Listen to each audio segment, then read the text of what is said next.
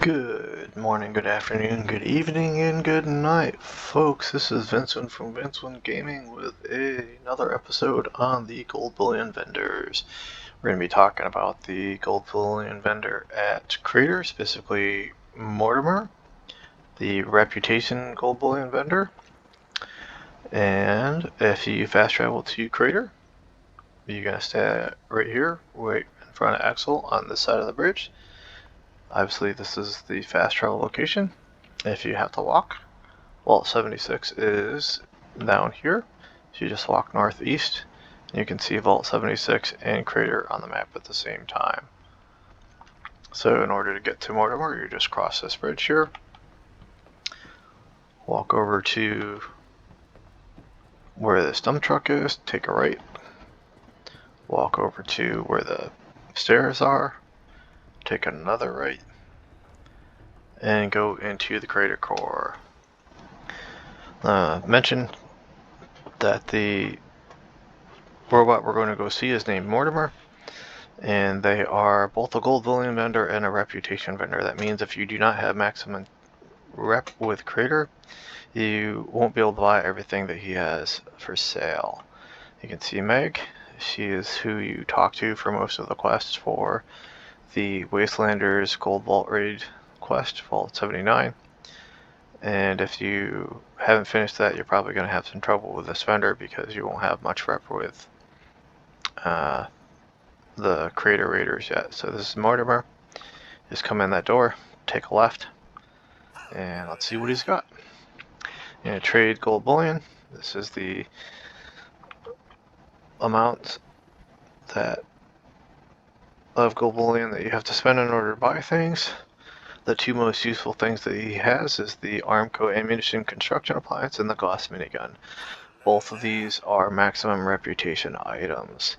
This makes ammunition, however for some reason it does not make ammunition for the Gauss Minigun.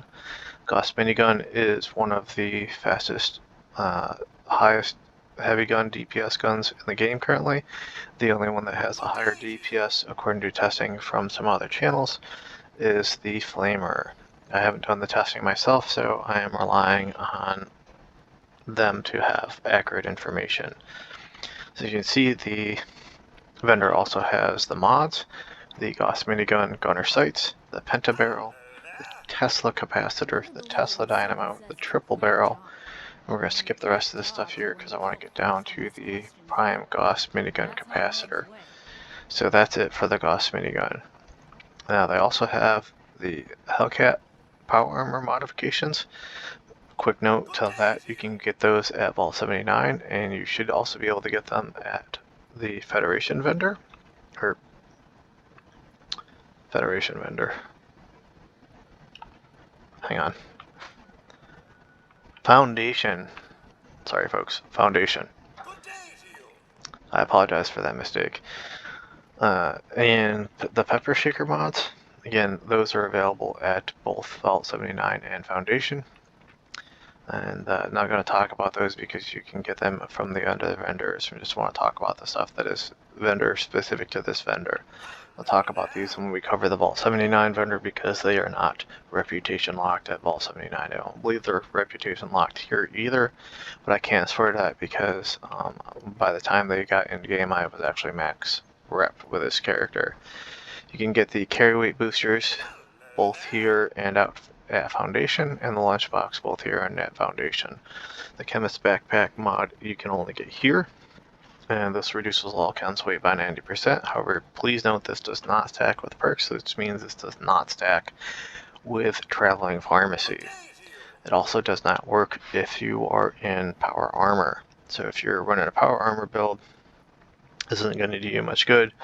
If you're already running Traveling Pharmacy, it might, because then you'll be able to free up some perk points for some other things, especially now with the train stations having the ability for you to just completely modify your build if you so choose. In any case, they also sell dynamite, a dynamite bundle, the floater flamer grenade, the freezer grenade, and the Nash grenade. As you can see, I don't own any of these. I have used them all. I'm going to mentioned that I don't particularly like grenades in game. I'm not very good at using them. I have a hard time hitting the mobs with them, which is why I don't own any of these plans. However, I have used them all. You can get them all in-game in the world without having to build them yourself. So you can find these out in the wild. These are both just regular explosive grenades, and this is the grenade that adds the flaming splash damage. This is a grenade that adds the cryo or freezing splash damage, and this is the grenade that adds the poison splash damage. Out of these 5, this is the most useful in my opinion, because the effect also causes the monsters that are hit with it to take extra damage from other attacks. And again, we're going to show you the rest of the Hellcat stuff, although you can get this at Vault 79. So this is not specific to this vendor, so I'm not going to spend any time on it. I'm going to show you that you can buy this stuff here. Alright, because the most important thing here for most people is the Gauss minigun, I'm going to spend some time talking about the Gauss minigun. I'm going to show you the ammunition types for it and the mods in the workbench. On screen you can see a picture of me using the gun and the Strangler Heart power armor. And that is actually with the clandestine paint. I'm going to show you the difference when we get to the workbench. Alright, in order to get to the workbenches that are all in one place, you just walk straight across, go up the stairs, and you can see the workbenches. So we're going to cover the different ammo types real quick. Tinker's workbench has that covered. I'm going to go to energy ammo. The 2mm electromagnetic cartridges, also known as the 2mm EMC rounds, take just lead and steel. Some of the easiest things to get in game. This is important because it's an automatic weapon and you tend to use a lot of ammunition in automatic weapons. They don't really make a lot of ammo in this case, so I'd highly recommend the perks of Ammo Factory.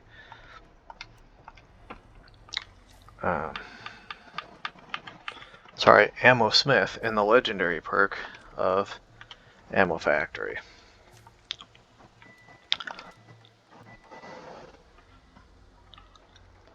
As you see, my Ammo Factory is actually maxed out. I'm going to show you the Ultrasight ammo. The Ultrasight 2mm EMC round is lead, pure crimson flux, steel, and ultrasight. And I'm going to tell you, in my opinion, it's not worth making these even though you get way more rounds. Primarily because the damage difference just is not significant in my opinion. Also, the fluxes are some of the hardest things to get in game. Although pure crimson flux is one of the easiest fluxes to get in game, it's still a flux and technically is one of the hardest things to get in game. I'm going to show you why. So what we're going to do is we're going to show you my build real quick. As you see, I'm showing you the damage that the guns do without any of the Expert Honeybee Gunner or Master Heavy Gunner perks applied. And I'll show you what they look like with them applied. So this is an unmodified gun. The standard barrel is 88 damage, 91 fire rate, with a range of 204 and an accuracy of 57 for the build that I am running. If you're running a different build, some of the stuff like the accuracy changes. The tri-barrel, and the accuracy changes based on your perception, by the way, folks, apparently. So the tri-barrel does 88 damage with a fire rate of 109. It decreases the range to 120 and decreases the accuracy to 50. And then the pentabarrel, the damage is 79. The fire rate jumps up to 123. The range and the accuracy is 120 and 55. So you can see, yeah, the range is the same, but the accuracy is better. It's still not as good as a standard barrel, but I found after some testing that for the way that I play this game and the build that I normally run, the tri-barrel, works the best for me. As I mentioned previously, this particular gun is already one of the highest DPS guns that's a heavy gun that's in the game, and it's fast enough that the extra fire rate really isn't particularly useful for me personally. You might find it useful, but I always run tri-barrel. It hits that sweet spot between extra ammo, extra rounds down range, and not wasting ammunition, because you kill stuff fairly quickly, and if it's dead and you're still shooting at it, then you're wasting that ammunition. The default appearance is what you're seeing here. The clandestine paint, of course, is an Atomic Shop purchase. It's only available in the Atomic Shop, and you can't get this from a Gold Bullion vendor. You can't get this from any of the other caps vendors. You can only get this from the Atomic Shop, and if it's not currently available in the Atomic Shop, then you just can't buy it. It has shown up in the Atomic Shop numerous times though, so if you really like the way that this looks like I do, you should be able to get it at some point. The Tesla Coil mods, Tesla Coil Dynamo, adds 5 electric damage and a little bit of weight. You go from 1.8 to 1.98. The Prime Capacitor jumps you up to 102 damage, but it doesn't add any additional weight. And the Tesla Coil Capacitor jumps you up from 5 electric damage to 9 electric damage for a total of 97 damage. And again, a little bit of extra weight, not even a full pound. So you have 97 here versus 102. Okay? So again, since this ammunition's harder to make, in my opinion, you're only getting 5 more damage around. It's just not that significant for me. So I'm going to show you the sights real quick. As you can see, that's that green thing. It's the gunner sights. The accuracy, of course, is jumped up to 65 and a weight of 198. Now, unless you're using VATS, you're probably not going to see a big difference. I use the gunner sights all the time because I run and gun, and I actually use the sights the way that you would in the real world, and use them to sight down the barrel so that I can actually hit stuff.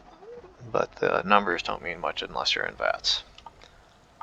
Alright, so that is all the mods, and what I want to show you is what this looks like with the actual perks applied. Alright, I'm going to show you the guns that I actually use. This is the Vampire's Clandestine Service Tesla Capacitor, modded up the way that I mentioned, which is with the tri-barrel, the paint, the Tesla Coil Capacitor, and the gunner sights.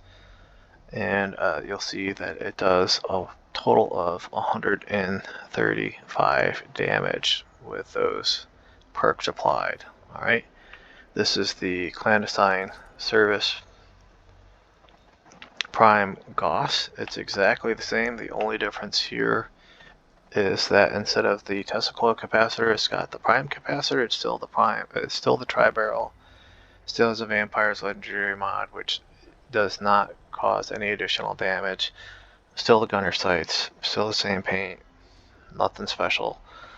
Other than the capacitor change, you'll see that it does 137 damage. So what you'll see is that for the ammunition that's harder to make, harder to get, harder to keep in your weapon, you get 137 damage.